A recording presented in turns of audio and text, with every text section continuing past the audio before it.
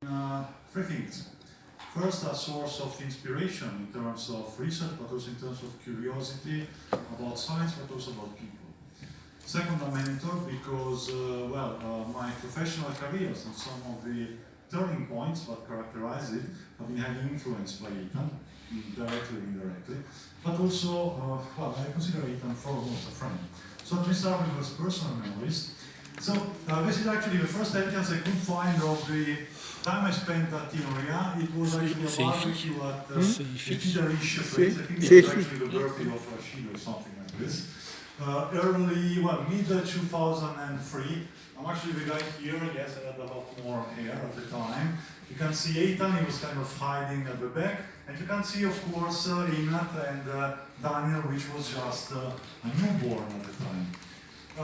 Even after I came back to Italy, we kept in touch. This is a picture I took in Miami in 2005 at Infocom with the Maestro team. Well, you see actually some known faces. You see Azad, you see Robin, EItan, myself taking the picture, you see Ruthie who's sitting there, and you see Bala who is up there. Even after that, I kept on working with EItan. I engaged with him in a number of large-scale projects, mostly funded by European Commissions, and I was visiting him here and there.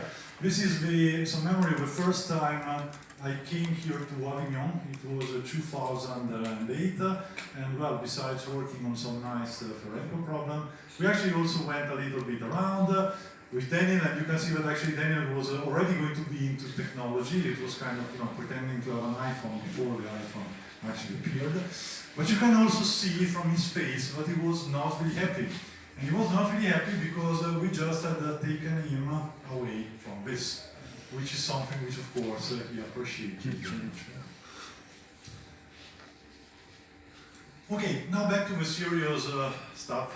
When Michelle, Rashid, and Francesco invited me here, I just, started thinking about what can we do for really honoring and paying a tribute to EItan. Well, one of the most amazing things is scientific productivity. And it is amazing in three dimensions. The first one is the number of publications. So this number, 1025, comes from Google Scholar, which is kind of noisy data, where it is, all things which might not be considered as scientific publications.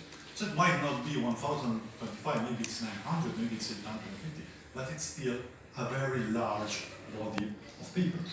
But even, I believe, more important and more actually, probably telling more about EItan's personality is the extremely large number of co-authors, extremely large number of people he has been publishing with. I mean, you might not agree with the number from Google Scholar in terms of publications, but this is actually true. These are people with whom he co-authored something related to science and published. Of course, there is also the third dimension. EItan has been cutting across a number of different domains. This has been discussed quite a lot during the day, so I'm not going into it. But one thing which has been kind of overlooked, I think, is his ability to really bridge domain.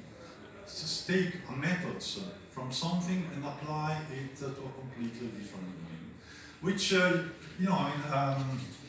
this right up from Borka before he was mentioning hyperactivity. I think EItan is also hyper-curiosity. The fact that I think that he's just curious, he wants to solve problems.